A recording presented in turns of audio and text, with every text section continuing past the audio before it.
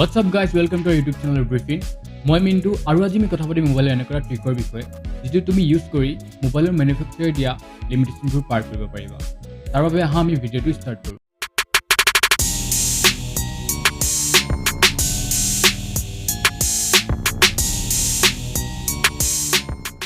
So intro মোৰ friend মিন্টুৱে কৈ যোৱা ট্ৰিকটো কি হয় তুমি চাগে অলৰেডি ভিডিঅ'টোৰ টাইটেলৰ পৰা গম পালে, যেটো হৈছে কি ৰুটিন। আজি আমি ডিসকাস কৰিম যে ৰুটিন কি হয় আৰু ইয়াৰ প্ৰ'জ এণ্ড কনছ। ওকে, আজি আমি ৰুটিন কি হয় বুজিবলৈ যাওঁতে সকলোবোৰ কথা ফাৰ্ষ্টলি চিৰিয়েলি কৈ গৈছোঁ। প্ৰথমটো আমি কথা পাতিম যে ৰুটিন একচুৱেলি হয় কি, নেক্সটটো হ'ব কি ইয়াৰ প্ৰ'জবোৰ কি হয়, মানে কি ইয়াৰ বেনিফিটছবোৰ কি হয়, দ্বিতীয়টো হৈছে কি ইয়াৰ লোকচান কনছবোৰ কি হয়। So ৰুটিন কি হয় আজি বুজিবলৈ যাওঁতে ফাৰ্ষ্টলি আমি ৰুট ৱৰ্ডটোৰ লিটাৰেল মিনিংটো চাই লৈছোঁ, যিটো হৈছে কি গুৰি।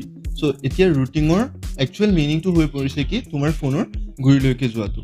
চ' তুমি যেতিয়া নতুন এটা ফোন কিনা তেতিয়া হয় কি তোমাৰ যোনটো মেনুফেকচাৰ হয় সেইটোৱে কৰে কি বহুতখিনি লিমিটেশ্যনছ দি দিয়ে তুমি যাতে গোটেইখিনি ফোনৰ কেপেবিলিটিজ ইউজ কৰিব নোৱাৰা। কাৰণটো হয় কি কিছুমান চিকিউৰিটি ৰিজন। চ' ধৰি লোৱা তুমি এটা ফোন কিনিছা আৰু ফোনটো কিনোতে হৈছে কি মেনুফেকচাৰে তোমাক ৰুট এক্সেছ কৰিব পৰা এবিলিটিটো দি দিছে, আৰু তাৰপিছত যদি তুমি সেই ফোনটোত বেলেগ এটা এপ ইনষ্টল কৰা যিটো তোমাৰ ফাংচন কৰিবলৈ ৰুট এক্সেছ ৰিকুৱাৰ্ড হয়, আৰু যদি তুমি পাৰ্মিশ্যনটো এলাউ কৰি দিয়া তেতিয়া হয় কি সেই এপটোৱে তোমাৰ ফোনত যিয়ে বিচাৰে কৰিব পাৰে। কাৰণ তোমাৰ ৰুট পাৰ্মিশ্যন এলাউ কৰোঁতে তোমাৰ ছিষ্টেম পাৰ্টিশ্যনটো এক্সেছ কৰিব পৰা পাৰ্মিশ্যনটো অলৰেডি সেই এপটোৱে পাই গৈছে।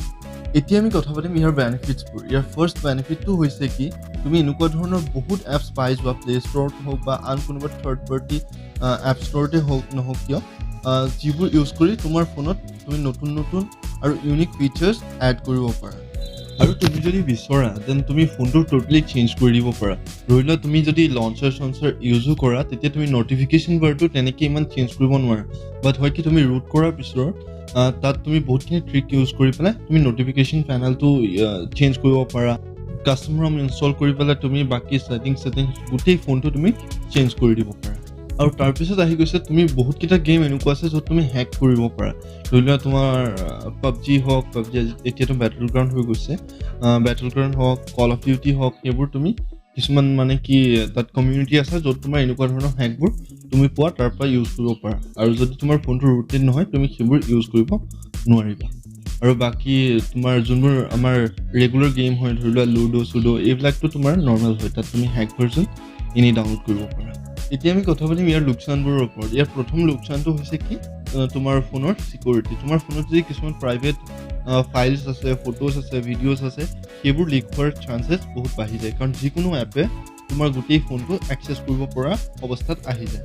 তোমাৰ দ্বিতীয়টো হৈছে কি তোমাৰ ৱাৰেণ্টি।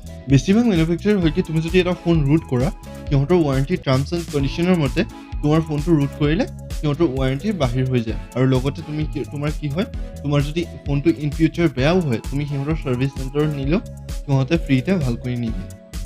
আৰু তোমাৰ কি হয় তুমি যদি ফোন এটা ৰুট কৰা দেন ফোনটোত ইন ফিউচাৰ যদি কিবা ছফ্টৱেৰ আপডেটছ আহে সেইবোৰ তুমি নোপোৱা হৈ যাবা।